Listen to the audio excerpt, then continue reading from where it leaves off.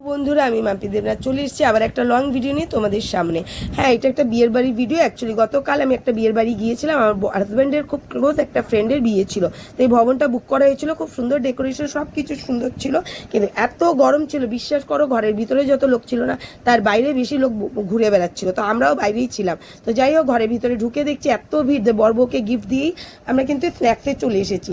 তো এখানটা কিন্তু আইটেম অনেক কিছু ছিল, আমি বলে দিচ্ছি। কফি ছিল, এখানে ফিশ বল ছিল, ফুচকা ছিল, চিকেন পকোড়া ছিল, আমপানা শরবত ছিল। আমরা খেয়ে এখানটায় বসে গেছি, কারণ বর বউয়ের এখানটায় প্রচুর ভিড় ছিল। আমি ভিডিও বানাতে পারিনি, দেবো তোমাদের বর বউয়ের ছবি লাস্টে পোস্ট করে দেবো। আমি কিন্তু আমার পুচকুকে রেখে এসেছি, কারণ ও গরমে আসলে খুব কষ্ট হতো ওর, তাই কিন্তু রেখে এসেছি। তাই আমার বাড়ি যাওয়ার খুব তাড়া ছিল। তো এখানে মেন কোর্সে কিন্তু আমি চলে এসেছি বিনা কোনো সময় নষ্ট করে।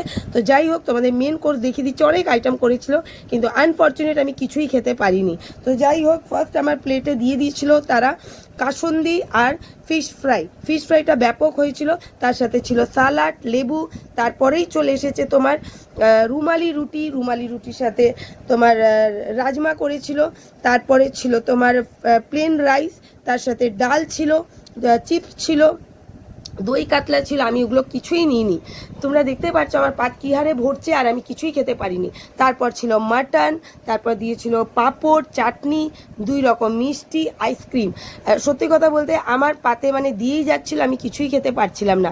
কিন্তু আমার বর খুব নিট অ্যান্ড ক্লিন করে খেয়েছে। যাই হোক, এই যে বর বউয়ের ছবি কেমন লাগলো অবশ্যই কিন্তু জানিও, আর নেক্সট ভিডিওর জন্য অপেক্ষা করো। বা